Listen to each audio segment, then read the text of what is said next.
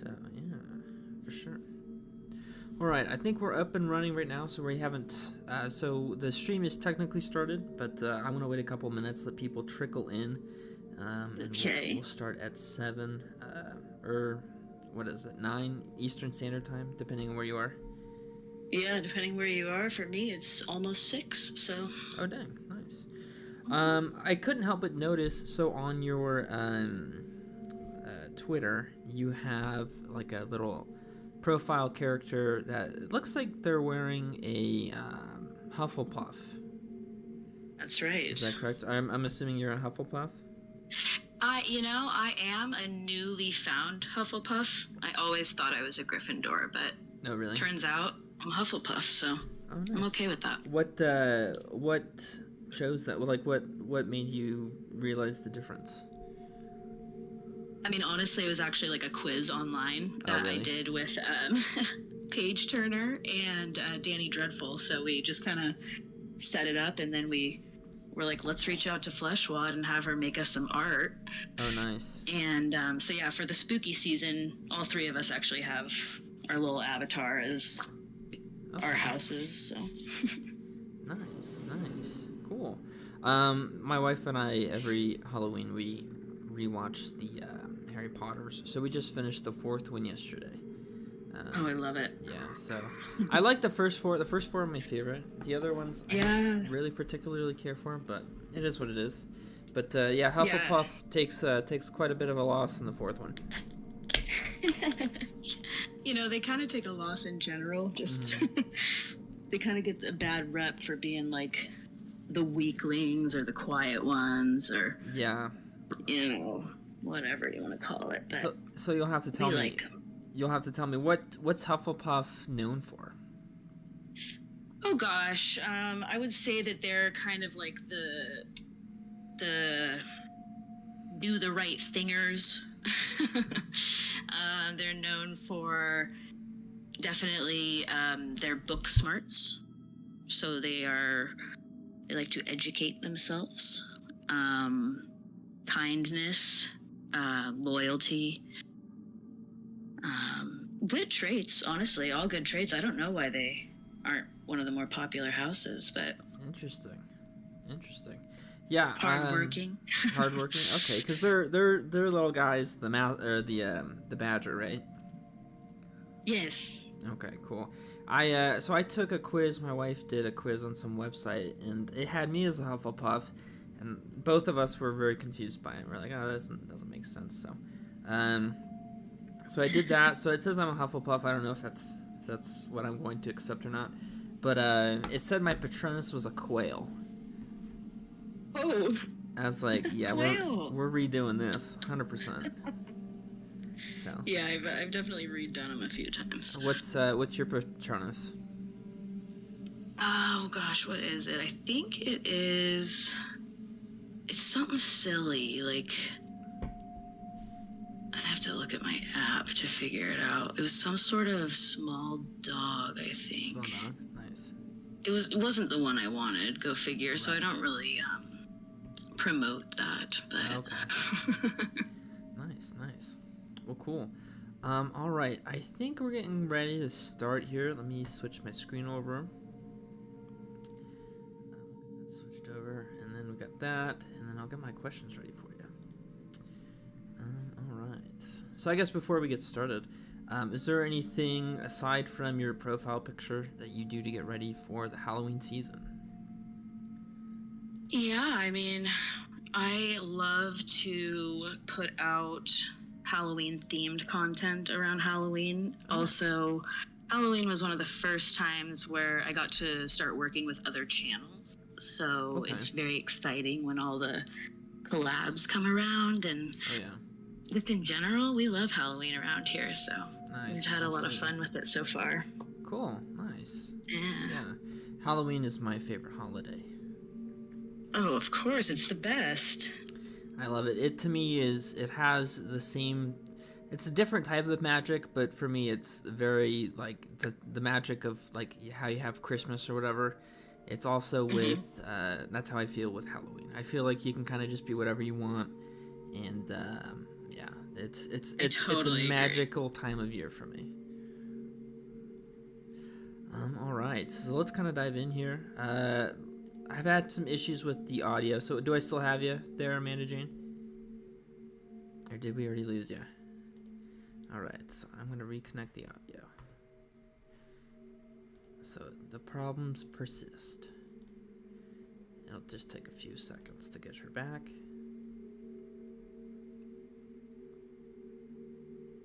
For those of you that don't know, I have with us tonight the Darkest Hour. She also goes by Amanda Jane. She's very kind enough to join us here tonight. I think I lost her for a few seconds, but I think we're going to get her back. Just the Discord has been acting up a little bit recently, so yeah. Let me see when we can get her back. So it looks like she's in the chat, but I got to get her back on the... See, did we get you back, Amanda? I can hear you. Can you hear me? Oh, there you are. Okay, sorry about that. Nice. That's so funny because I never lost your audio. Oh, really? Yeah. That's weird. All right. So before we hop into the questions, let's see. Yeah, the shark continues. Blizzard Peak wants to know: are you going to stream on Halloween itself? I think that is the ultimate goal. Yeah. We've been trying to think about like when would be a good time for me to do a live stream. I mean, besides any time, but right. I think Halloween's going to be kind of special. Oh, of course. I left that night open. I felt bad doing so many live streams because I didn't want to hog everyone. So I left that night open. I'm not doing anything that night. So if you have one that night, I'm definitely going to watch. Oh, awesome. I love it. So, I've been loving watching these, by the way. I'm so glad you're doing these. Yeah, they're fun. Yeah. I'm having a lot of fun. I'm just grateful I have a lot of different people being able to come on. Let's see. Oh, did my thing freeze? My little background guy froze. I'm just going to move that over then. That's really weird. Let's see here. Another question. Is it Suri's death? I always struggle with different pronunciations. Do you see what I know exactly who you're talking about, yeah. She wants to know, what's your favorite horror movie? Oh, gosh. That's so hard. But ultimately, it's probably going to be Nightmare on Elm Street, but the third one, so Dream Warriors. Okay. And probably just because it scared the shit out of me when I was a kid. And, and then Freddy became like my favorite. So yeah, I'll always really like that. But New Age, probably Scream. But I'm just a huge Wes Craven fan. So. Oh yeah. Yeah. Have you seen the newest one that came out? The newest one? I don't think I have, actually. That's the one that doesn't have Sydney in it or something, right?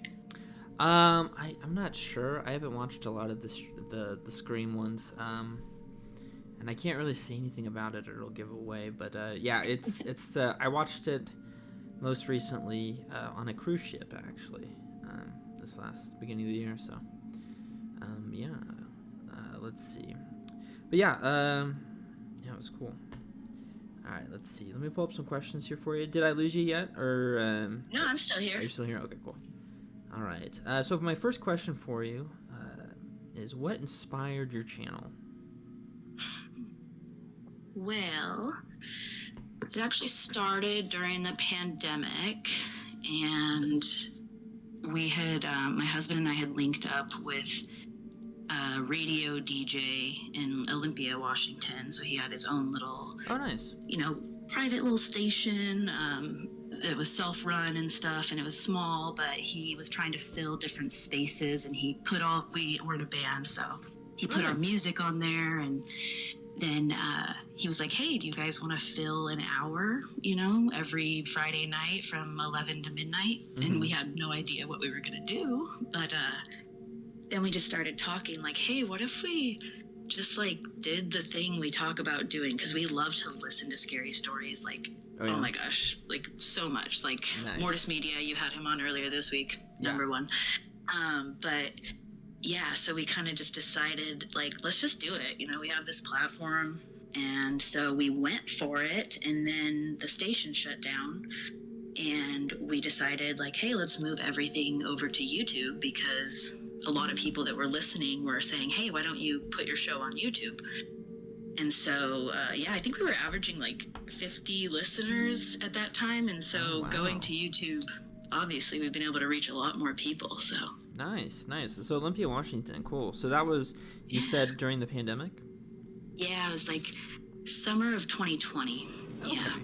During that time, I was actually in Washington at that time. I was living in Puyallup. Oh yeah, Puyallup. So I don't know how. So I'm not a Washington native. That's my wife. We were up there for one of her clinicals, but we were up there at the beginning of the pandemic, and that's kind of where things kind of popped off in terms of the pandemic. So I can only imagine how crazy it was for you. Yeah, it all happened pretty quick around here, but yeah, it was just kind of a bummer, you know, because we play music, and so our thing was to sort of go on tour every summer, and then Darkest Hour sort of filled that space, and at least in my heart for the time. So, and then obviously just we've kept going because it's been incredibly fulfilling. So nice. So Suri's death is beating me to my second question, but I think you kind of mentioned it a little bit, but I have to ask, what inspired the name of your channel? Yeah, so basically back to the radio station, the idea was to fill an hour. So actually the first season, if you go on my YouTube, all those episodes are an hour. Nice. And that's kind of how it started, was just filling an hour, and then what are we going to name this hour sort of thing. Like every hour on a radio station gets a fun little name, and so it stuck, and then we kept it, which, you know, over time is probably not the best idea. I find that people say it's hard to find my channel. So, I think it's a great name. well, I love it, right? Like, I love the name, but I guess like maybe in the UK it has like there's like a movie called The Darkest Hour. I want to say it's like Winston Churchill thing. Yeah. So it's sort of, it's a little bit competitive with that, but I love it, and we aren't going to change it. So okay, just curious, what hour was that when you were doing your radio stuff? It was 11 to midnight. Oh yeah, that definitely is a great hour to do that. Yeah, it was great. So kind of so I do a lot of tandem questions, like little sidetrack questions. What are your thoughts on the 3 o'clock hour at night? The 3 o'clock hour. Oh, you mean like the witching hour? The idea of it? do you think that's the witching hour? Like, what are your thoughts on the 3 o'clock? I think there's absolutely something to 3 o'clock in the morning. I just don't really know what it is, right? Like, people say it's demonic, people say it's the witching hour, whatever you want to call it. But for me personally, I find that if I wake up in the middle of the night, it is often 3 o'clock in the morning. Yeah. So this I always think, that's crazy. So, well, let me ask you this. So this is my understanding of it. So what I understand is that the 3 o'clock hour is the hour in which Christ was betrayed by Judas. And so I guess that gives like power to like demons or something for like an hour or something. Of course. Oh yeah. So that's the quote unquote the background with it. So yeah, but I think also that's interesting. I didn't know that. Yeah. So that's kind of that's I mean that's entropic speaking here. So who knows if that's really the case or if that's even a thing at all. But I do share like a very similar sentiment where if I wake up in the middle of the night, it's typically in that 3 o'clock hour. So I think I don't know if that's just like a weird time that most people wake up, like in terms of REM sleep or whatever. But it's fun to play with. It is, and it's hard not to notice when it like happens. So for sure. Sari's death is coming up with some great questions for you. She wants to know what are your goals for 2022? Oh, 2022. Well, you know, it's almost over, but I'm thinking, you know, I had like goals in the summertime of like, I want to reach this many subscribers and on all of that. And I did, right? I got to the 3K that I wanted to get to, but I'm sort of just kind of pulling back on that mentality a little bit. I love the idea of having more subscribers, obviously, but focusing on it is probably, I'm just really going to focus on content.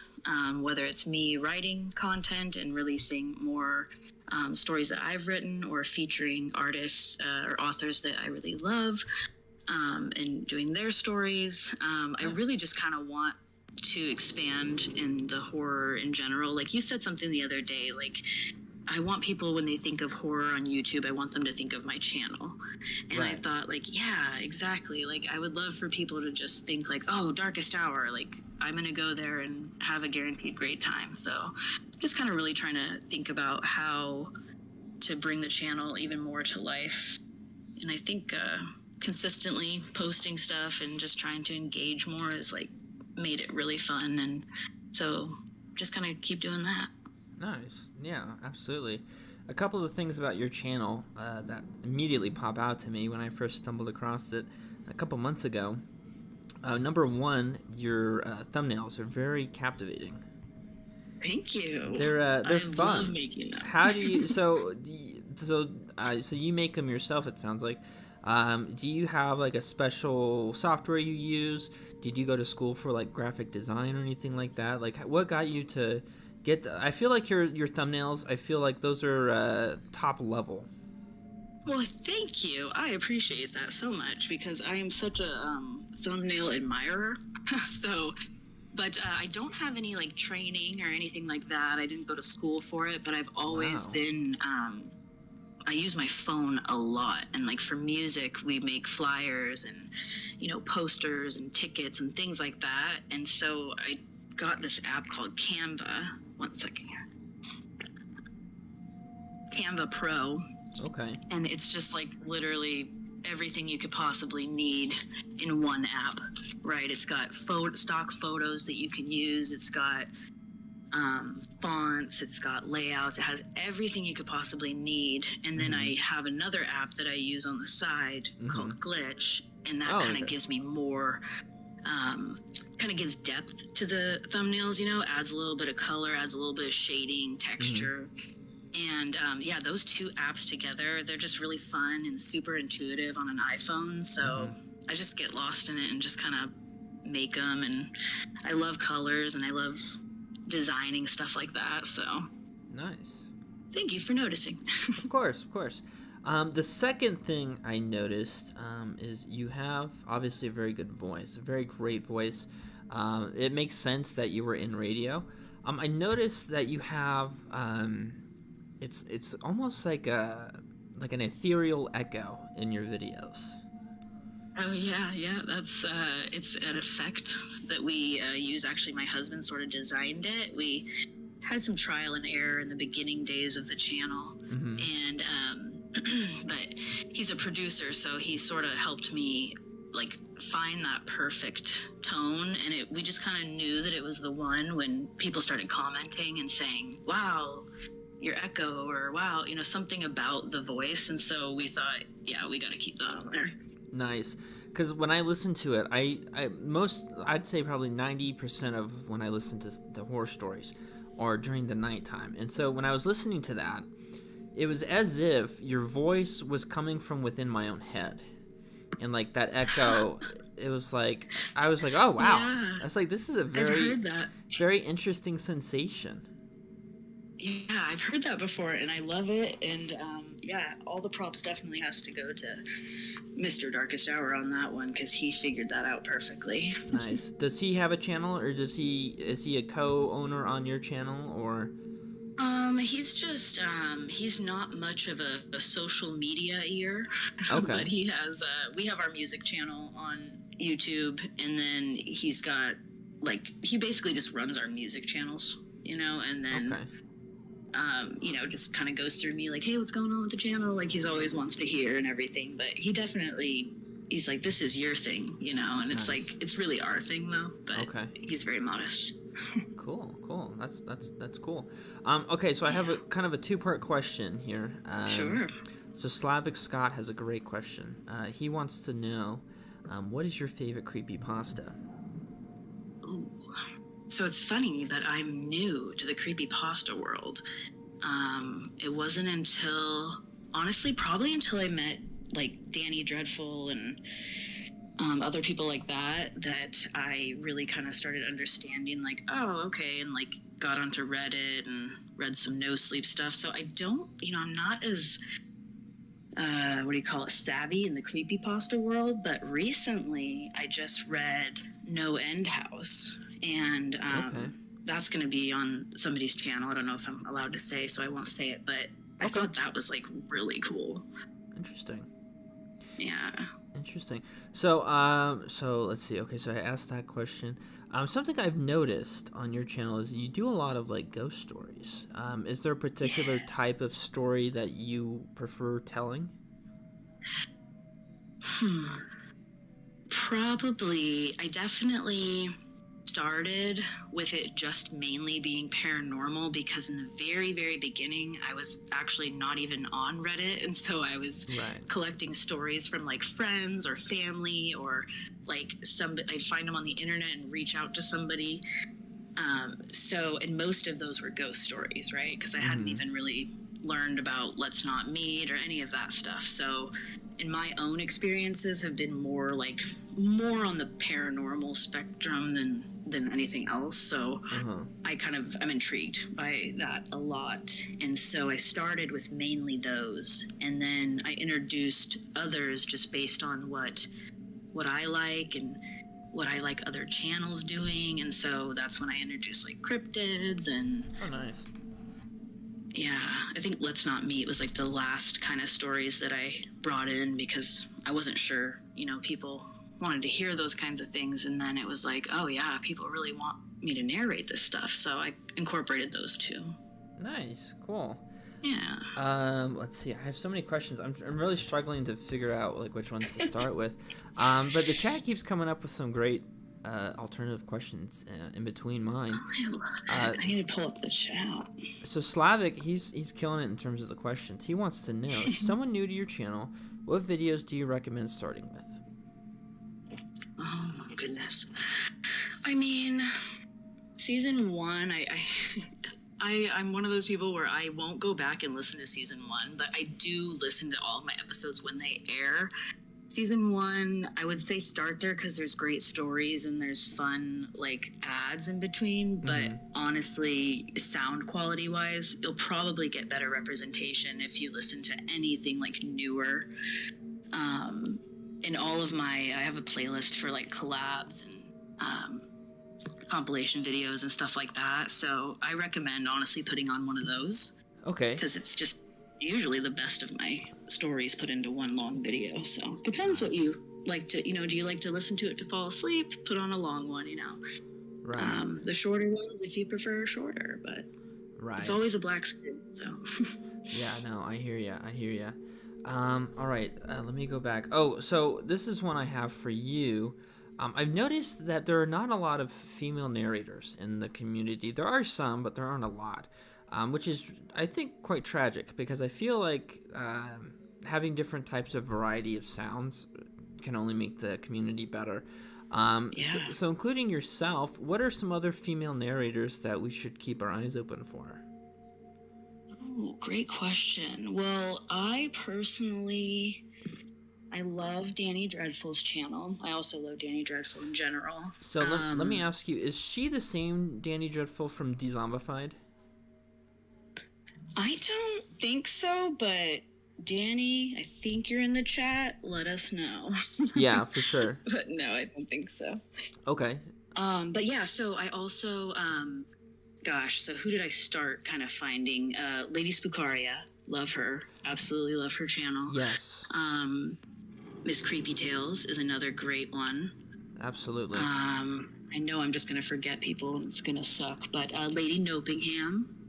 Oh, I don't. Awesome. I'm trying to think. I'm going to pull her up right now. I don't know if I'm familiar with her. It's so interesting because on Twitter, I just get, what do you call it? Just bombarded, I feel like, which is so many different creators all the time. Let's see if I can find her.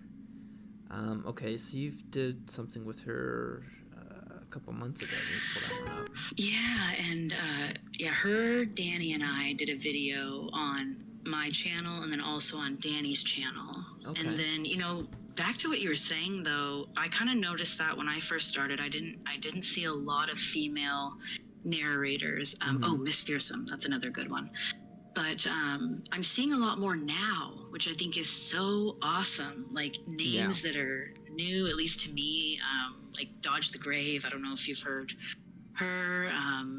Gosh, Duchess of Darkness. There's a lot that are starting to, be out there. So yeah, absolutely. I probably don't even know half of them. So a couple that come to my mind. I've reached out to Raven Reads. No, wait. Is Raven Reads? Is that? I'm trying to think if that's the same one. Yeah, I think she's got like a bit of a bigger channel. I think. Raven Reads. I think. Yeah. Yeah, because there's a couple with the name Raven. Yeah, so Raven Reads. I reached out to her, trying to grab her for the stream. I wasn't able to get a hold of her, but she's a good one I listen to. I really enjoy. Have you heard of Spirit Voices? Oh, I feel like I just heard of Spirit Voices. I could be wrong, but I want to say that Spirit Voices is working with Detective Creepypasta, and he had sent me a video, and I'm just going to make sure that that's her. But I was like, I said the same thing to him, like, I love this voice. I've never heard them before. Yeah. Yeah, Spirit Voices, yep. Okay, cool. Yeah, those are just a couple of them that come to mind. So, kind of on a similar topic. So, I'm going way out of order, by the way, on my questions. I'm so sorry. Okay, so if you could pick your dream lineup of narrators to collab with, and I'm not trying to fish. Like I'm not. No, for sure. Like, who would you pick for if you had? You're like, okay, if you got to pick, let's say 5, like whatever narrators, they couldn't say no. Who would your 5 be in your video? Oh, I've been so lucky, and I've gotten to work with at least so many people that I know or like, but I've never gotten to work with Being Scared. And the main reason I want to work with him is because he's like the very, very, very first channel that I ever discovered. Really? And and I don't know how I found him, but it just kind of came up, and so I listened to him for like a year before I even thought about doing stories. Nice. And there's just something about the way he tells a story that like I listen to it. I don't know if that makes sense, but I hear ya. Yeah, and also he's kind of a visionary. He's got his whole chillin' app thing, so he's just somebody that I've always thought would be cool to work with. Nice. Mortis Media, I've gotten to work with before, and really just love that channel and that guy. So wait, you got to work with Mort? Yeah, I mean, funny story is that when I first started my channel, I actually reached out to Mortis Media because he is who I'd been listening to for like over a year, and just basically fanned out and was like, hey, oh my gosh. And he was so kind, and he literally took the time to give me feedback on my channel, and it was like real feedback. And he basically said, hey, if you can do these things, or reach back out to me, and like let's see if we can collab together. So I took his advice, which the funniest thing, I still laugh about it, is that like I didn't have thumbnails. What? So like the first thing he said was, okay, you're gonna need some thumbnails. So yeah. Your channel doesn't look so. Yeah, I mean, I'm telling you, I was new to the tube. Wow. So, so that was just so, and then obviously we got to work together. It was great. I mean, honestly, he's probably the reason that I even made it past like a certain number of subscribers, right? Like for a while there, a lot of people came to my channel saying that they heard me on Mortis Media, and so wow, I'll always be grateful to that guy because he didn't even hesitate to help, and yeah, it was pretty awesome. How did you pull that? So being a new channel, you reached out to one of the top narrators across the platform, no doubt. How are you able to swing that? Well, I feel like because I reached out to him as a fan, maybe there was part of him that wasn't going to like just disregard me, but also it could have a lot to do with the fact that I had some Pokemon cards in the United States that he did not have in the UK. Okay. So he might have solicited his followers to possibly reach out to him if they had cards. And so I did. And so it was probably a little bit of like, well, I can't leave this girl hanging. Might as well give her a Right. shot. And then, I think he was kind and thought, like, I didn't completely suck other than not having thumbnails. But I think probably it was just him being an extra nice guy and awesome timing on my part. Yeah, no kidding. Well, let me tell you, I'm going to just back up what you said about him. So we obviously had him on the first night. Nicest guy. Yeah. So nice. I reached out to him. I reached out to him and I'm like, there's no way this guy's going to respond. Like, he's got this ginormous channel. He's been around forever. He's probably getting bombarded by people every other day. So I was like, there's no way. And then he's super nice. We went way over on time. He was super nice about it. He didn't complain. He didn't do anything. Like, so nice. Can't say enough nice things about him. He's so cool. Totally. Yeah, I really totally agree. And he's, he really is just nice and willing to help. And I don't know if that's because, like, when he started out, Killer Orange Cat was really helpful for him and stuff like that. But, oh, really? Like, his subreddit is, like, amazing. He has it set up so that people can, anybody can narrate those stories. And so it's just kind of cool. I mean, he's very low-key about it. I don't really see him, tooting his own horn about it all the time. But, yeah, he's a character, and I just really appreciate him, so. Yeah, no, that's another thing about him, too. He mentioned that, and that he's like, oh, yeah, like, people send me stuff. It's up for grabs. Because when I first started in 2019, that was a big deal. The whole, are you aware of, like, the blacklist on Reddit? Maybe not. Maybe not. So in 2018, 2019, there was a big kind of deal with Reddit where narrators would just take stories without permission, and the authors on Reddit would get really fed up. And so they created this thing called the Watchdogs, where if you took a story without permission or without giving credit, they would put you on a blacklist. And there was like a list of like 300 narrators or something on there. Oh, wow. So that was kind of a big deal. So there was that big push when I first started, and that actually made me not use Reddit because I couldn't get people to send me their stories. Oh, really? Yeah, because I started out and they either wanted me to pay them or whatever, because my channel was so small at the time. I had like 20 subscribers and no one wanted to help me on that. So I was like, you know what, I'm just going to write my own. And so that's kind of what I've been doing. And so I'll send people my stories and stuff like that, but like they're definitely not up for grabs like how Mortis has gotten upset up. So that's super generous of him. No, yeah, it really is. And especially, I mean, honestly, even to this day, that's probably the thing that takes me the most time is gathering the stories, because I do individually reach out to every person. So, yeah, there's a bit of a waiting game there, and it just takes a lot of time, but it's so much better than, I would never want to use somebody's story if they didn't want me to use it, if that makes sense. So. Right. Well, yeah, I think it's what it comes down to for me is just the respect factor. Like, it just comes off as disrespectful when you don't do that. So, but yeah. Yeah. So sorry, I totally interrupted you and I sidetracked you. So you gave us two of your top narrators, which was Being Scared and Mortis Media. Were there any other narrators that really pop out at you? Okay, let's see.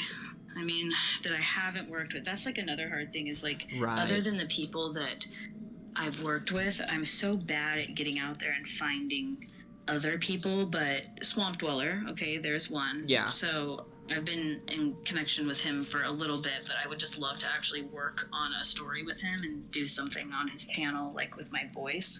Yeah. And let's see. But yeah, I mean, I guess I would honestly just probably fill it up with all the people that I love, like Gay Nightmare, Papa Scare, like the people that I've worked with that I just still really enjoy working with. Mr. Revenant is like amazing. Oh yeah, I guess cool. Southern Canny would be kind of cool. Southern Cannibal, I'm a fan of unique voices. So I got hooked on his channel through like animations, like horror animations, and he was always a narrator on there. So yeah, I mean, there's probably a bunch I'm not thinking of right this second, but no, totally good. No, yeah. I'm right there with you. Like, All of those people you said, plus more.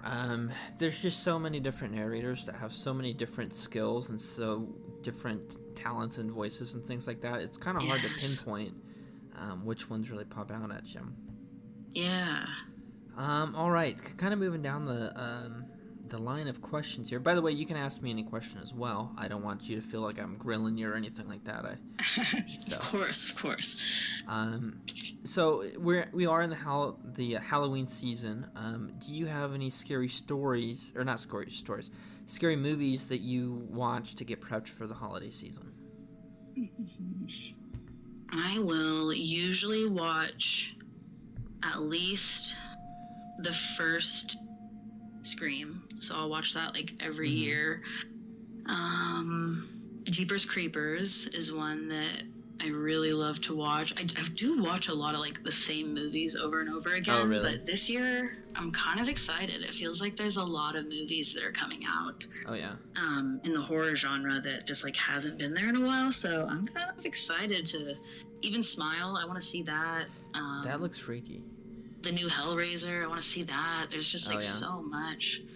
There's also, you said it the other day, there's another Jeepers Creepers, which I have no idea if it's good. But yeah. There's another Jeepers Creepers. There's another Hellraiser. I'm trying to think another Halloween that came out. I'm trying to think. My wife and I. Have you seen the movie Sinister? Yes, I have actually seen, I think, 1 and 2. Isn't there a second one? Yes, we're watching we're actually watching the second one tonight, actually. That's one of those ones that's a good sequel. Oh, really? Yeah, Really? for sure. There's some, it's hard to say that sequels are good or better than the original, but that's one of the ones where I kind of do like Sinister too. So nice. I'll keep you to your word on that one. Well, yeah, because I'm right there with you. Like with a lot of the sequels, depending on the franchise or whatever, but a lot of the sequels aren't nearly as good, especially if they don't have the main character. So I even said that to my wife. I'm like, oh, I'm not even excited for this one because it's not going to be that good, but you're giving me hope, so I'm excited. Yeah, it's not of sequels. As far as sequels go, it ain't bad. It ain't that bad, quote unquote. Yeah, I heard the same thing about Terrifier 2. Sorry, I was just looking in the chat. No, yeah, that's... Night Terror said that, and I thought I've heard that too. That it was like way good. Right. So. Yeah. Let's. Terrifier. I haven't actually seen. I haven't seen the first or second one. Yeah, I haven't seen either of those. But yeah, I'll have to check into those. Are those any good? The Terrifier? Uh-huh. Yeah, oh yeah. Okay. I highly recommend. Yeah. Highly recommend. I haven't seen the second one though, so I guess I should just say I know that the first one is cool, but I'm hearing that the second one might even be better, which okay. I love that. Nice. Okay, yeah, I'll have to check that one out too. I'm trying to think what other scary movies really pop out at me, especially Halloween time. Obviously, you gotta watch the Halloweens. I like those ones. Apparently, I did a head count the other day. There's 13 of them out. Really? Yeah, that's a lot. I don't know. I'm just gonna say it. I'm not a Halloween girl. You're not like the movie. Right, right. I'm definitely like. What's gonna make people so mad is that I actually like. I wouldn't even say I like it, but the Rob Zombie Halloween, like I've seen that one probably more than any of the other ones. Nice. But I think I grew up because my mom was so afraid of Halloween. I was like, oh, this is going to be so scary. And then I saw it and was like, oh, this is like nothing. But I respect it. I respect it as a franchise. It's just not, it's not my favorite. I'm definitely more of a Nightmare on Elm Street Freddy Krueger. I hear ya. What about Freddy draws you to him? Oh gosh, probably like everything. I'm a big fan of humor, so right. When you tie in humor, sometimes it doesn't work, but for Freddy it does. Mm-hmm. I also just think like the backstory is kind of intriguing. The song is super creepy. He is just, to me, he's just a horror icon. You know, he's so. Oh, well, of course. First of all, he speaks, right? Yeah. Nobody else seems to say a word, so. Right. I'm into that. Also, it's probably the dream factor. Like, I'm just very, very into sleep stuff, so. Yeah, Freddy definitely, like, tickles that, like, scary area for me that is intriguing. But, you know, Mike Myers just doesn't. I didn't really babysit, you know. No one's gonna be coming for me, so. No, I hear you. Nice. Okay, cool. Yeah. No, I think you nailed it with Freddy. There's so many different iconic things about him. His face, the claws. I agree with you 100%. All right. I keep getting distracted by, you keep up bringing cool things, and so I keep distracting myself. So here's an interesting question. Do you consider yourself famous? And if not, at what level would you consider yourself famous? No, not even a little bit. Gosh, I mean, I used to dream of being famous, right? Like as a kid, that was like my whole deal. But I don't really know what it would take for me to feel that way nowadays. It kind of feels like, you know, a lot of people could be famous in different ways. It just depends, you know, what sector of life you're exploring things on. You know, are you a YouTube person, or do you go to the movies, and do you like music? So I really don't know what famous would look like. I don't know that I desire it anymore like I did as a child, though. Interesting. I think just continuing to create content for people that, you know, 1,000 people, 5 people, 10,000 people, that's really all it is. Okay, interesting. So far, that question, no one has ever answered yes, that they consider themselves famous, even Mortis Media or Dark Somnium, which is interesting, because I don't know about you, I definitely consider those guys famous, at least in our genre. Oh, yeah. I mean, well, the other thing, too, is I feel like I would... No, we lost you. Sorry, I gotta reset it. I lost you.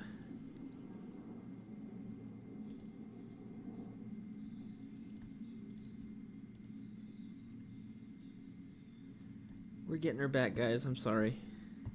I think she can still hear me, but I can't hear her. I am so sorry.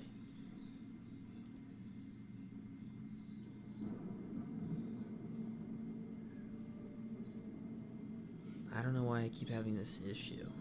Let's see. I'm gonna disconnect and reconnect. That's correct. She's not lost. She's just temporarily misplaced. That's correct. Oh.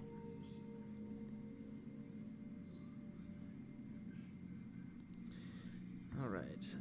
Let's see. All right, we're reconnected. All right, did we get you back? And we're back. Sorry about that. That's all good. All right, so we got interrupted by the connection. So what were you saying? What was I saying? Help us out.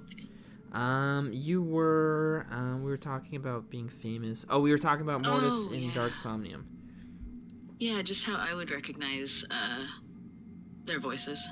Yeah. If I was, but yeah, I guess it would be hard to consider yourself like famous when, like, I don't know how to. Yeah, it'd be kind of hard to consider yourself famous if you weren't like necessarily in the public eye, but in the YouTube world, oh yeah, those guys are famous to me. Yeah, you know, that's for sure. Absolutely.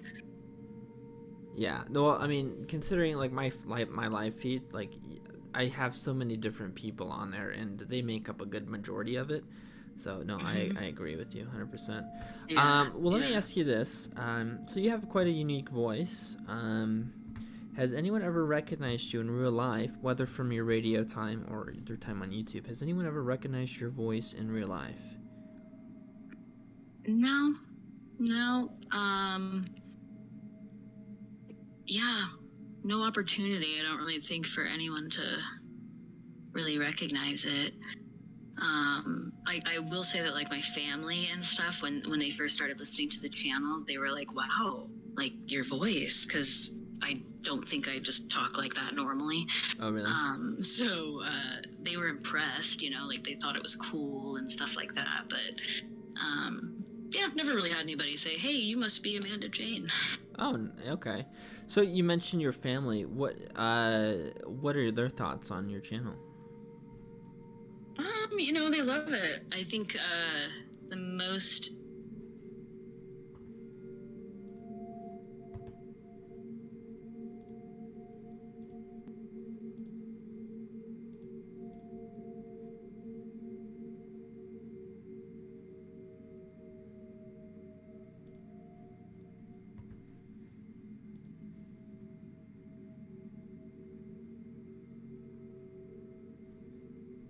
I am so sorry. We've lost her once again to the disconnection monster. Slavic says, I'm convinced Entropic purposefully disconnects his interviewees in order to replace them with skinwalkers. That is, I cannot confirm or deny that statement. The law does require I say no, though, to that. Alright, let me do this again.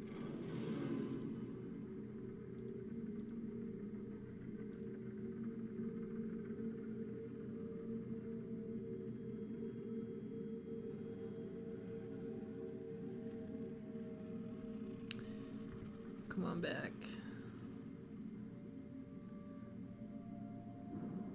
I wonder if I just do that.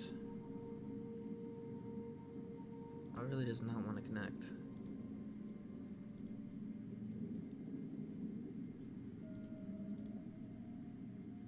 I'm so sorry, guys.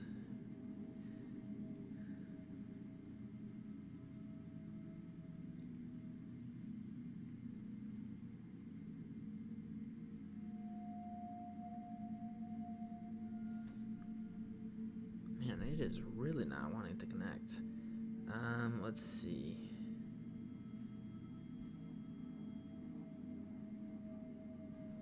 Okay, I think we have you back. Okay, are we back? I'm so sorry. I don't know why it does this. I'm so sorry. Hey, it's not you. It's obviously technology, but yeah. We got it. We're back. All right, sorry. So I asked the loaded question, if you will. What is the family. The family, yeah. What do they think? Yeah. Yeah, they love it, for the most part. I would say that they're incredibly supportive of almost everything I do, so I love that. But, it's also like it's your family, so they're going to love you no matter what you do, for the most part, at least mine. So, but it's still nice. It's fun to, they've contributed stories even.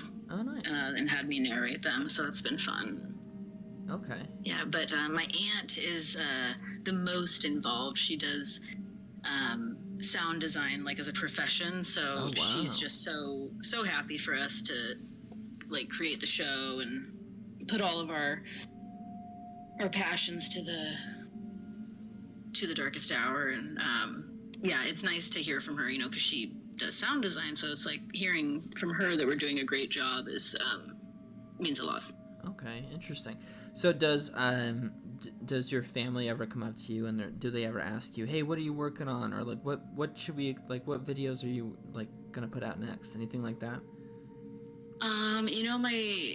Not really.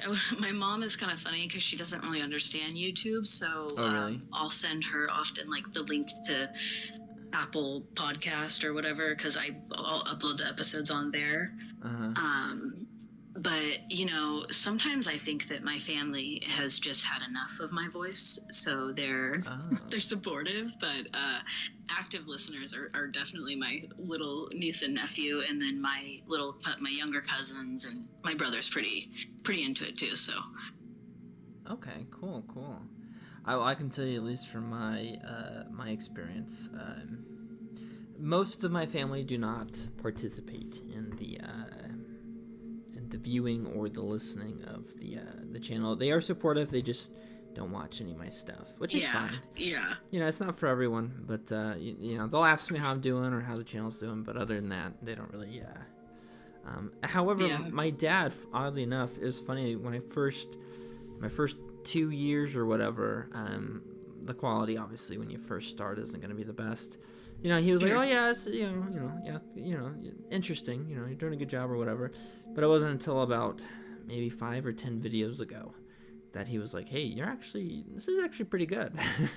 Yeah. It's like, oh, okay, thanks.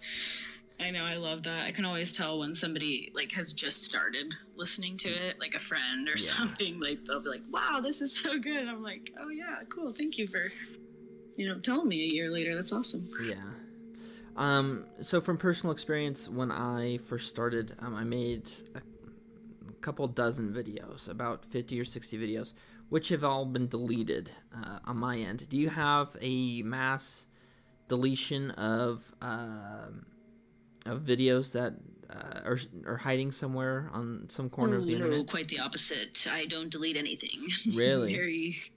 I'm very bad at, first of all, just deleting stuff. I have probably like way too many freaking photos on my phone, and just really bad at that in general. But also, my husband and I, we really, really like to save that stuff. And so we just have like an external hard drive that basically just has a catalog of everything we've ever worked on. Okay. And yeah, so we definitely save everything. We also, we want to do like a music, like kind of like ambient channel. So really, we have all of the backing tracks that we've created and saved those so that we can get that up and running and stuff like that. So yeah, we just, we're not keen on deleting stuff, and sometimes, that means we don't have a lot of space. We gotta get more hard drives, but yeah, I'm big into memories and like memorabilia and just like looking back at stuff. And even though I can't listen to a lot of my earlier narrations now, I know someday I'll really like it. Okay, cool. Speaking of like memorabilia, is there any merch in the works? Yeah, actually, so for Patreons right now, I have like I've kind of mocked up some merch that I'm going to be sending out to them, and then I'm doing a little contest to kind of send out just like little test merch, which is just stuff that I've made, like candles and things like that. But I definitely I'm working with somebody to get a design going for like t-shirts and stuff, and then get a survey out to the peeps asking, hey, what kind of merch do you guys want? Because it is kind of all over the board, like everybody kind of likes something different. So I'm thinking one of those sites that sort of lets you do that, right? You pick a design and what you want. So we haven't officially launched anything yet, but coming soon. Okay, cool. Definitely plug your Patreon in the chat. That way we can send people that way for sure. Yeah, for sure. Yeah. Well, I'm kind of in a similar boat with that. Yeah, it's kind of hard to kind of get a feel with what people want and things like that in terms of that, because that's not your main thing. Yeah. So. Anyways. And like we did, we've done merch for like our band and stuff, and other projects that we've done, and so we've seen how wasteful things can be. Yeah. And so it's definitely just kind of wanting to be strategic about it, but also I told myself that when people started asking for it, that was the time to like really start releasing it or getting ready to, and that's kind of started to happen finally. People are like, where can I get merch? And so it's like, all right, it's time. Let's do it. So you mentioned that you had, or maybe still have a band. Is that still ongoing? Yeah, we still make music constantly. So, I mean, we haven't been able to tour, but we just played a festival here in Seattle in May. And then, it's sort of, Darkest Hour is a time sucker, but in a good way, right? So we try to write music whenever we can. But our website is conducted by forgetmenot.com. Okay. And we're on all the music places, and definitely depends, what your style of music is. But I'm one of those people that I've got a favorite artist in every genre. So okay. So if we were to look at your Spotify playlist, who are top three artists that we would see? Oh, it's a mixed bag of tricks over there, but let's see. I feel like you probably wouldn't see a lot of Zeppelin on there, even though they're like my absolute favorite. I wouldn't say that I Spotify them all the time. But definitely Jesse Reyes. So I'm kind of definitely really into like sappy shit, and I really like R&B and indie stuff. So like Jesse Reyes, Lord, but I also love rap. So I've got a lot of Eminem on there. Blind Fury, which if you don't know Blind Fury, he's just like the best freestyle rapper in the world. Really? He's absolutely incredible, and he's blind, obviously, but he is so good. So, and then obviously I've just got all the old shit that I used to listen to that I love like so much, and it's all on there. But yeah, top ones would probably be Lord, Jesse, and Eminem. Okay. Wow. Nice. Interesting. What were top past 3 concerts that you've been to? Who would they be? Gosh, it's been so long, but I saw Puya and Shakewell back in 2020, like right before everything got shut down. It could have even been 2019. So they're rappers. They're like 2 rappers from Florida. They're pretty awesome. So that was a pretty great show. I can't really honestly think of, besides a concert for myself, that I've been to in a while. Yeah. I know Taking Back Sunday, I saw them a while ago. Yeah, it's kind of sad, actually. I haven't been to a good concert in a long time. Okay. No, I hear you with the pandemic and everything. That's, that will happen. Yeah, again, super sidetracked. I'm so sorry. You just mentioned music, so I went down that. Oh, I love it. Yeah, love it. All right. So we kind of talked about a little bit about other things. So we'll try to steer back to the scary stories. What type of scary stories do you find the scariest? And also, what are some stories that you don't even want to mess with? They're too scary. Scariest. If any, that is. Yeah, I mean, I'm hard to scare. Like, really? I definitely don't scare easily. I'm intrigued very easily. But I think the idea of like skinwalkers and wendigos is pretty terrifying. Yeah. I also happen to just like have connections to like I just know a lot about like Native American folklore, so a lot of things that are tied around that I tend to be kind of like, oh, like I think that's real. So but I love telling the stories regardless. Yeah. I can't really think of like, but yeah, I think maybe cryptids are a bit scarier than some things, as far as like just the way that they're described and things like that.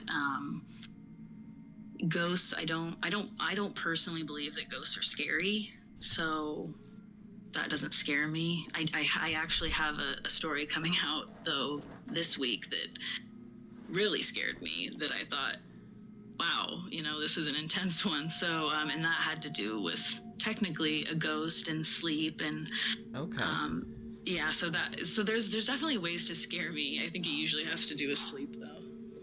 Okay, so you mentioned the cryptid ones. You said ghosts don't scare you. What do ghosts do for you then? You said intrigue me. I'm so intrigued. Yeah, I want to communicate with them. I want to. I'm just very intrigued. But I'm not of the belief that they are. At least not ghosts in the traditional sense. There's all kinds of things that could be other things, but traditionally, I think that ghosts are not scary as much as misunderstood. Okay. Well, I think that ghosts, I think there's different... I mean, I think we look at things differently in terms of... Well, not you and me, but I think people think of ghosts like there's different varying levels, if you will, of spirits. Me, for one, I find ghosts... Number one, I'm a big believer. But number two, I kind of share the opposite sentiment in terms of communication.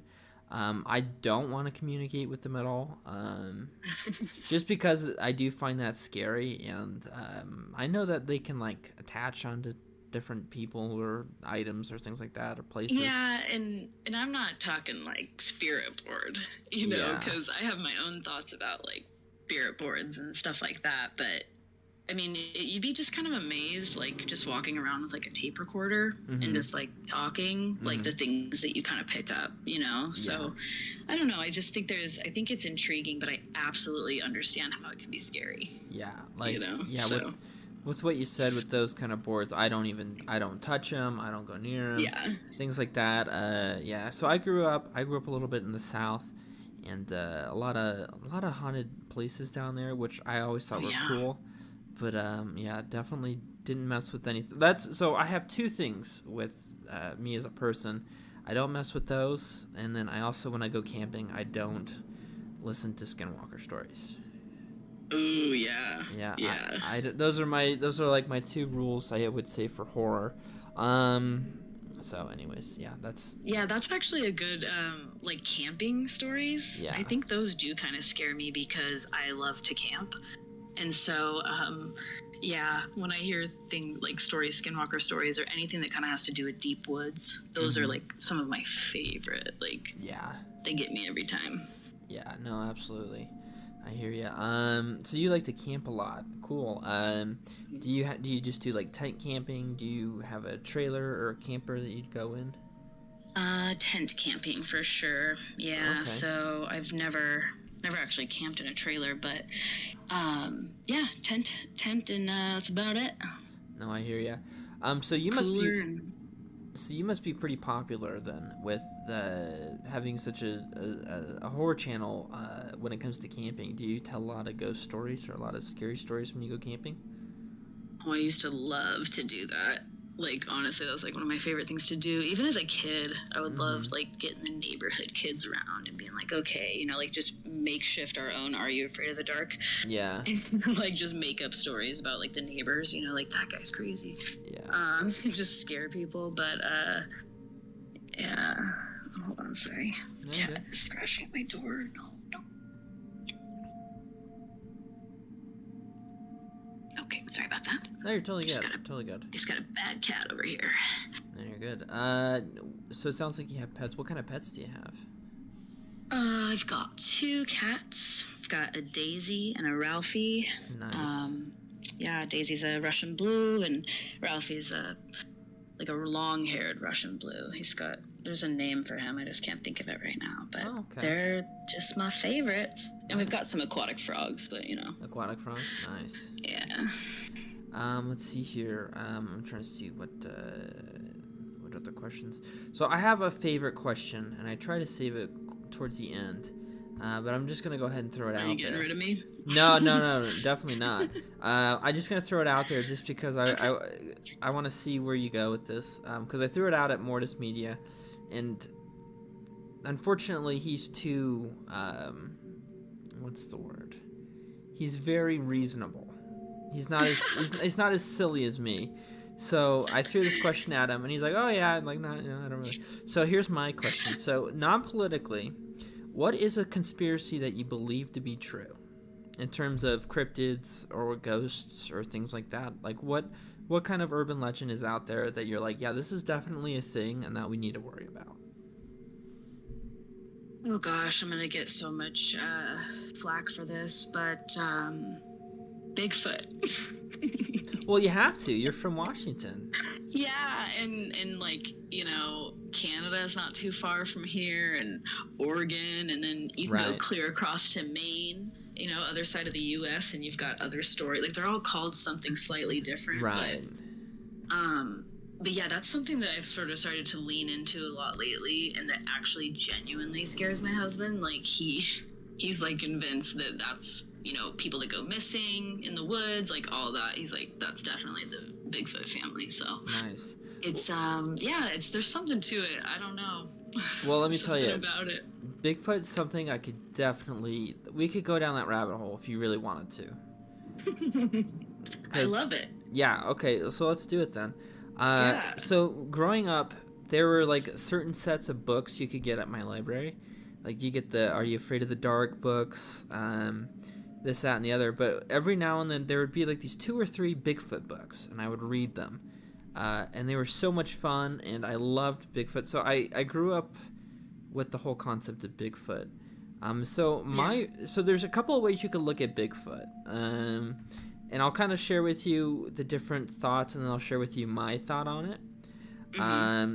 So you have the first kind of theory with Bigfoot is you have like the religious theory, where he was like a vagabond or something, like cursed to walk the earth or something like that. Like that's the first one that I hear with Bigfoot. Have you heard that? Yep, I've heard it. I believe. Well, maybe if we're talking about the same thing, and I want to say that it was actually like a genetic disorder that like people had, where hair grew all over their face, so people thought they were strange. Okay. So they were kind of like outcasts in society, but that might be different than what you're talking about. No. Okay. Yeah. Okay. Interesting. I don't think it's the same thing, but I see what you're saying. So I am I don't like to talk about religion or politics. I am personally, as you know, outside of this and in my private life, I do have a religion that I adhere to.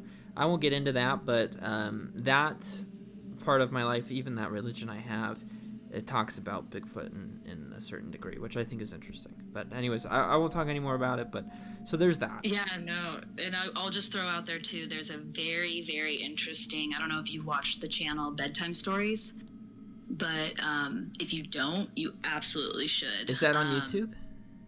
Yes. It sounds super familiar.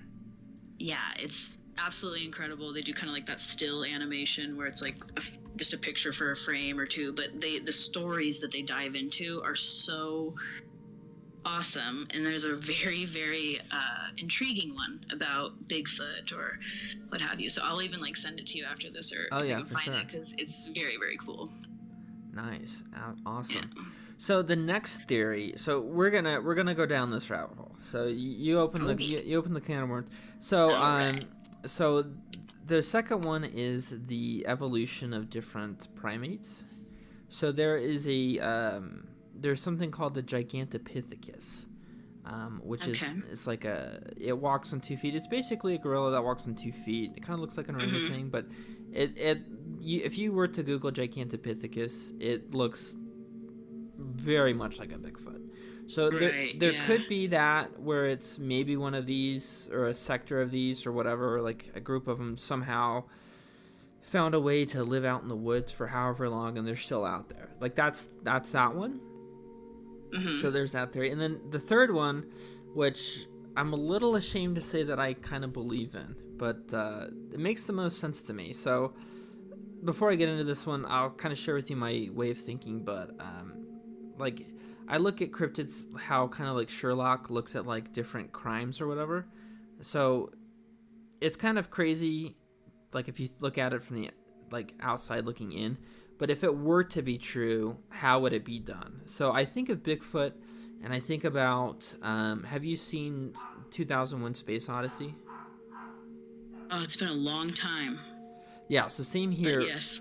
But I think basically they kind of talk about in that movie, aliens take a primate and they breed it with something and it becomes a human. So I think I think what happens with Bigfoot is I think that maybe he was the original species and that they bred us with him. Or no, they bred the aliens with him and that's how we got humans. So we kind of have this half-breed kind of thing going. So basically, I think that, long story short, I think Bigfoot, the way that he's been so elusive for so long, is that he was given, like, cloaking technology or whatever. So yeah, that is so interesting that you mentioned that, too, because you gotta watch the Bedtime Stories video. Oh, really? Because it's that. I mean, yeah, so... Yeah, so I would have to say I subscribe slightly to your theory. So okay, so and it's funny because like I'll talk to like my coworkers about it, and they're like, "Yeah, this guy's nuts." I know. And like my wife's family, they're like, "Yeah, this guy's a nutball." But it's fun to talk about, and it's like you kind of have to talk about it because it's like there's a bajillion sightings of this thing, and it's like you said, it's across the globe. It's not just, Washington or Oregon. Like, you got it in Nepal, you have it in China, you have it in parts of Russia. Like, you have it just about anywhere in the northern hemisphere.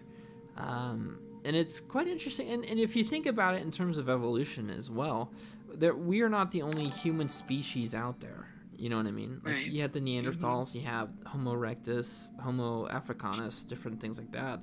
So it's not that crazy to think that, maybe a certain line of species just got lost and, we just can't find it.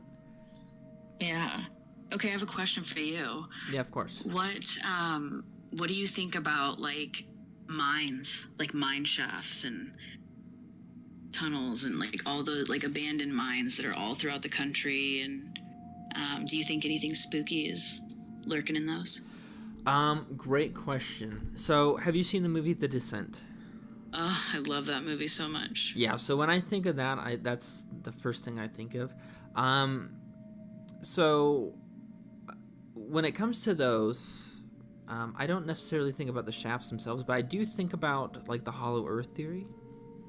Not to the extent where there's like a whole different planet underneath our crust, but I do think there are pockets of tunnels that lead to different pockets where animals or different things got trapped down there, and they evolved to these different things. For those, if you look at it in terms of like Lord of the Rings, how they dug so deep that they met the Balrog or whatever. Right. I wouldn't say something like that, but I do definitely think that there are some different species definitely lurking beneath our crust, and hopefully they're not predatory in any way. But right. But that's something like that's something I definitely avoid. Like, I don't want to go near mine shafts. Like, not for that reason, but like just like being underneath the Earth's crust and being trapped under there is very terrifying for me. Yeah, I actually do agree with you. Like, mainly the tight spaces aspect of it. Like, I don't like the idea of being in like kind of a claustrophobic space like that. But I'll absolutely like walk up to a mine and like pretend like I'm gonna go in there, because I love kind of scaring myself like that. But I probably wouldn't venture too deep. Yeah. So I rate 95%, 98% of my stories that I tell. And a lot of them include like mines and or like when like cryptids. A lot of them reside in mines, because mainly I think about sense. if I was some type of like think of bears or wolves. Like, they have dens, like they have caves. Like, that's essentially what that is. If there were to be something out there, that's where they would be hiding, right under the surface. Yeah, and it's always they're always like pale, right? Or like there's some like description that would imply like, they don't get a lot of light, right? So I just kind of feel like it would make sense. But I probably also subscribe to that because of The Descent. Like, I feel like that sort of put that idea in my brain, and so now I'm like, well, that's probably what's going on down there. Right. No, absolutely. When it's interesting too, because you have the whole uncanny valley thing. Are you familiar with that? What was it? It's called the uncanny valley, is what it's called. Uncanny valley. So I don't know if I am. So I'll be honest with you. It's very scientific, and it goes above my lizard brain for the most part. Okay. So I'll give you the Spark Notes version of what I understand it to be. So long story short, there's a reason why our minds are very afraid of tall, lanky, humanoid concepts. So we're afraid of things that look very similar to humans, but not quite. And so how I understand it is that we have been led to believe that through evolution, because back in the times of our ancestors, there was something that was tall and lanky and pale that slowly got kind of embedded into our minds, that we initially know, like, that's dangerous. What do you think that could have been? So that's like a different pocket of a rabbit hole, which I'm totally going to go down. But like I said, I think that with just like the different, if you like look at the different species growing, in the history of the earth, either that's something that was like some kind of mammal or something that was a predator to different humans, or if you want to get into like the scientific or like the sci-fi aspect, maybe that's a predator of an alien species that they brought here, things like that. Yeah, there you go. Because I think about how we had all these different species of humans, and then I think about aliens, and I'm like, well, what if they had different species of those things? Sure. And that maybe they looked at this planet as like a kind of like a criminal planet. Like they sent all of their different, I don't know, outcasts, if you will. Sure. So that's another rabbit hole that I think that could maybe explain that. Yeah. No, makes sense. Yeah. But yeah, like the concepts of like the rake, or like skinwalkers, for instance. I think that the ability to change shape, I immediately think of like the movie Predator, like how he can kind of go invisible, or I think maybe that's some kind of ancient technology or something like that. That it started off. The cloaking thing is very like Yeah, and they just tweaked that concept. I don't know. That's just fun things to think about. Like, absolutely, especially as a writer, right? Like, right. I'm sure it's like you just never let your imagination stop. So. Right. So I have a fun theory I'm gonna run by you. So, when I was working in Washington, I worked at a place where I had to drive people. I had to drive customers, and I had a guy. He was a Vietnam veteran. And he claimed to be pretty high up in the military, which I don't know if that's true or not. So I was like, okay. So I was driving him, and it was about a 20-minute drive. And during this time, he told me about how the United States government was not only aware of the concept of aliens, but worked with aliens. Mm-hmm. Kind of like in this private, I don't know, this private R&D sector or whatever. And where we worked with aliens, and that in exchange for different like information about humans, that we allowed them to work on different things that I don't know, would help both of us or something like that. But he told me that not only are we cloning people, but we are breeding hybrids between aliens and people. Oh, wow. This was in Washington, huh? This was in Washington. So this was... Sounds about right. Right. And so I was like, that's a very interesting concept, and that would obviously require a lot of different like sources and evidence for me to actually believe that. But I think about that, and I'm like, if I was the government, no one would believe this guy. Why even bother covering it up? Just let him do his thing, because it's... Yeah, so anyways, it's just like a fun thing I think about quite often, because he was dead serious about this, and he's like, this was my career, I oversaw these labs, this is what's going on, and there's, it's going to get worse, in the future or whatever, and that we're only beginning to see the man-made horrors, and we're not even seeing, the horrors created by different lives. Yeah. It's interesting. I'm always like a little bit more like inclined to take an ear to somebody who, whether they are or not, but claims to have that sort of background. Mm-hmm. Just because it's like, I mean, you're automatically going to know more than me, probably. Right. But it's kind of for me like verifying the source. But what I think about is I don't know if you know the channel The Y-Files.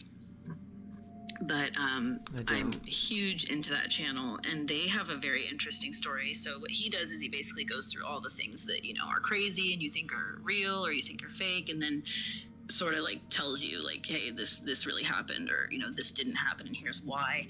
And one of them is this story about the Air Force UFO cover-up that drove a man insane.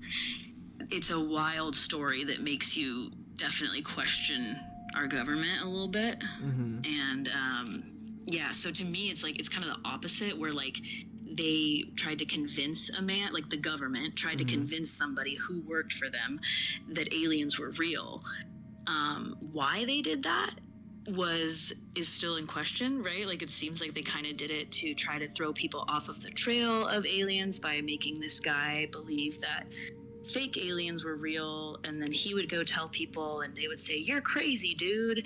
But the story itself is wild because the government went to extreme lengths to make this guy believe that aliens were real, and he literally went insane. Like, he ended up in Wow. a insane asylum and stuff. It's like a sad story, but it's also just, it's incredibly interesting. And so when it comes to the government, man, I don't know. I just feel like, yeah, there's aliens, and they're trying to, they're doing their best to keep it under wraps, and control the narrative is what I actually believe. Is Right. that that's what's going on there. But Right. yeah, it's a very interesting channel though if you're into like That's science interesting. and history. The Y files. Let me check that out right now. The Y files. See, just like the letter Y, or is it like Y as in? No, like Y, like okay. WYH. Okay, that makes sense. The Y files. Interesting. I think he just released like a. Oh no, he didn't just, but he's got like a Hollow Moon one on there. Like anything you can think of. Interesting. Yeah, it's pretty cool. He just did a Dogman one, which he doesn't usually do cryptids because he doesn't really believe that there's a lot of evidence in them, but he chose to do Dogman because there was some compelling evidence, according to him. So. Wow, and then you got the year. You got this. Oh, I'm gonna subscribe to this. This is very interesting. Are you familiar with Valiant Thor? No. Oh, that's a fun one. To write that down. So basically, Valiant Thor is he is a person. He claimed to be from Venus, which is quite interesting because you can't really live on Venus. But he claimed to be from Venus, and it got to the point where he was able to meet all the way up with the United States president. And his whole message was, "We are an alien race, spectating you guys from a different planet, and we are worried about you guys now because you have recently discovered nuclear technology, and we're afraid you're gonna blow up the Earth and mess up the solar system." Okay. Which you think of, so off the bat, you're like, okay, like Venus is like one of the most inhabitable planets, but there is so much evidence with this. It's quite interesting. I want to say, I can't remember which president it was, but like he legit met with the president, and I think he was a part of like his, I don't know if it was his cabinet or his, I don't know, but like he was heavily involved with like the president for like quite some time. Does this have anything, like, is this what the American Horror Story, the new season, is this what it's kind of based on? Because that deals with a president. Oh, really? I have no idea. And aliens, and yeah, it's definitely all about that, like the alien race coming to make contact with us, U.S. government, and them infiltrating certain positions, but also, from their perspective, it's more like we're like a resource for them and their race, so they're actually just keeping us alive because they need us. So they've made some sort of agreement with the government that they can abduct X amount of people. The theory is interesting, but obviously it's American Horror Story, so it's very elaborate. Huh. Yeah, yeah. So I don't really watch a lot of that American Horror Story, but yeah, no, it sounds to be very similar. But yeah, interesting. Yeah, it's a cool show. I like that show. Huh. I'm very behind. Like, I say new season, but who knows? Yeah. I'm trying to think what other fun concepts are out there. I think we touched on a lot of them. I'm trying to think. Let's see. What other ones really come to mind when I think about? Yeah, like yeah, like in terms of like with writing and stuff like that, I have to try to keep an open mind. But oh yeah. But yeah, I mean that's in terms of like I won't. Yeah, I'm not gonna get political, but that's a whole different gambit of things. But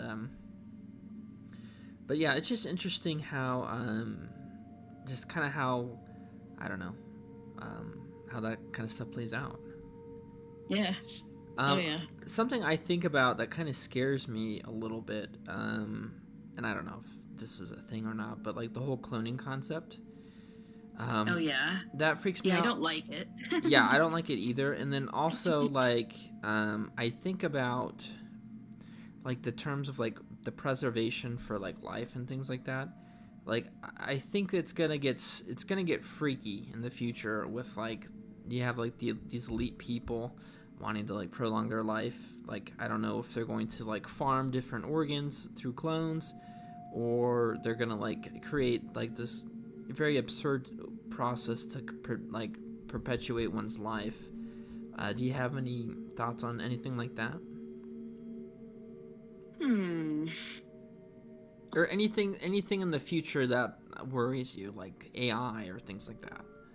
I think like general stuff is like I think I'm more worried about like real life things, like what's gonna Right. happen to Social Security, you know? But like Right. but that's just because I've literally been working my whole life, so it's like those are the things I think about. But yeah, I think AI is like kind of like the internet in general, where it's like it's gonna have its goods and it's gonna have its bads, right? Like Right. artists are upset right now, I guess, because AI art is mimicking their art, and there's nothing they can do about it. That was literally a headline of something, Wow. and I thought about it, and I was like, yeah, I mean that sucks, but like you're still you as an artist, right? Like you still make your own art, and if you believe in what you're doing, then a computer generated image is going to do absolutely nothing to strife your art. Mm-hmm. If anything, it's kind of cool because it allows more people to access art. But AI in general, it will affect like the job market. It'll affect a lot of stuff like that. Like, so I think that's the only thing that's kind of scary is like it sort of depends who's kind of administering these new policies or whatever you want to call them, right? Because I think it could get a little scary, right? You know, I don't think we'll ever have a total shortage of jobs, but I think that people will find that they have a skill set in something that is, you know, maybe no longer applicable or something. But I hope that it just leads to more people being able to lead creative lives because we have AI handling so much for us. Like that would be my utopia, right? Right. Is that certain things are just taken care of by AI, so humans don't have to break their backs to, you know, build stuff or do stuff, so people just live a more fulfilling life. But I realize that that's a bubble and is probably not the reality. But that's where I feel like it could go to be positive. Okay. But yeah, in general, it's probably more scary. So, you think that in the future we'll have this system of automation in which humans can live these lives where technology and robots and things like that, they will be the ones working and we won't be? I mean, sort of, right? Right. I mean, I definitely agree. And the that utopia. and Yeah. that kind of leans towards like the kind of like the Skynet Terminator reality where, you know, we have this world where we set up these machines to work for us, and then finally comes the day where they realize that they're enslaved and they become self-aware. Yes. So that's an interesting thought. Is that something? So you know, I think in terms of realism, what kind of timeline do you think that would take? Oh gosh, when I guess timelines like this, I'm always so wrong. But I just feel like I'm probably not going to see it in my life. Like, I don't know that. I mean, I'm sure like maybe grocery stores, right? Maybe I'll see the day that everything is like those weird Amazon stores where you can just walk in and walk out and it like charges you electronically. Like that's a real thing, and that's kind of crazy to me. Right. So those are the kinds of things that I think we'll start to see in my lifetime, but I don't know that we're anywhere close to a utopia right now. Yeah, no, I hear ya. Yeah, it'll be interesting to see. Yeah, I don't know. What kind of interests me is like you kind of mentioned earlier, like the people that would put forth those policies and things like that. I think about like what is their motivation for, you know, I don't know, if they accidentally put something detrimental to us. Sure. Yeah. Because if you look at, I don't know, if you look at the Earth in terms of a timeline, there was like different periods of extinction, and obviously a lot of that, Yeah. Yeah. a lot of those had to do with different, like different more climate issues. Like you had there was a point where everything on Earth was underwater. There was a time where 90% of the Earth's surface was fried up or something like that. In terms of, I'm not necessarily, I feel like we're kind of more stable in terms of climate, but yeah, if there were to be an extinction period, but for humans, what would you think that would be? Would that be technology? Would that be aliens? What do you think that would be? A parasite, a disease? I think it would be humans. Oh, you think humans themselves absolutely. would? Yeah. I'm a firm believer that no one but us is destroying our planet. Okay. Well, let me ask you this. Have you played any of the Fallout games? I have not. I'm not a gamer, which sucks, but I haven't really been a gamer since I was in school. Okay. So I haven't played any of them, and I would love to, though. No, you're totally good. So sound interesting. In the Fallout games, there are different mutations of people and things like that. Is that something you think is possible? Yeah, I mean, if you look at Chernobyl and stuff like that, I think that what I would imagine, and I don't want it to happen or anything, but if we have nuclear weapons, right, in the world, and that's just what we have. So I imagine that if something destructive were to happen and someone went to an extreme like that possibly not every single thing would just die, right? You'd have this leftover some form of life, or people that were underground, or just something, and then whoever was left over time, I would have to assume that they would have genetic differences or things like that, because you're dealing with nuclear warfare, so the kind of stuff that's not generally great for human genetics. But no, I hear you. No, absolutely. Yeah, no, cool. I agree. Let's see here. Let's see. I think we touched on all the different questions. So kind of just wrapping up the stream here. We've been going pretty strong. Yeah, awesome. Let's see. Do you have any projects that you're working on that we should look forward to for the holiday season? Yes, definitely keep your eyes on my channel, but also Mr. Revenant. I did quite a few fun little urban legend things with him that he's going to be releasing on Mondays throughout Halloween. Oh, nice. So those are awesome. They were written by somebody else who I think is Justine Perry, maybe, but she's on Twitter and everywhere, but she wrote the stories, and then we kind of co-narrated them, and I think Danny Dreadful's in one of those, and but I've got a couple big compilations coming up, nice. and collaborations coming up, and I just did my first creepypasta on my channel, and people seem to really enjoy it. So Paige Turner is a good friend of mine, and she's a phenomenal author, so I'm going to take her up on her offer to do a monthly special, and probably something else for Halloween. So. Oh, nice. Yeah, I've seen her name pop up a couple times on my Twitter feed. So she's a writer.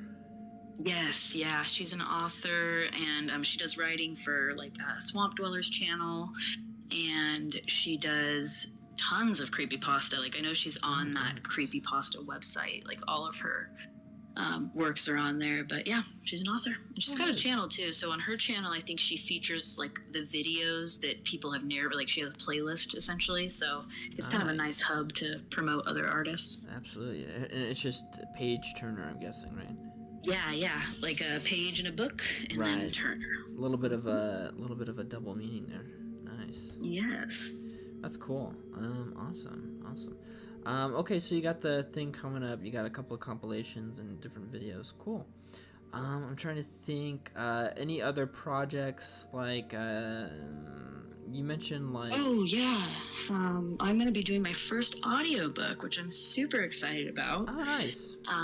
Yeah, it's a horror, a short horror novel, and maybe a couple. We haven't really decided yet, but yeah, I'll be doing that. So that's going to be fun for me. I've been excited to do something a little longer, and I'm a huge audiobook fan. Like, that's basically how I read Harry Potter. And yeah, so I'm just really excited to do that too. Wow, that's impressive. Are you able to share with us what that project is?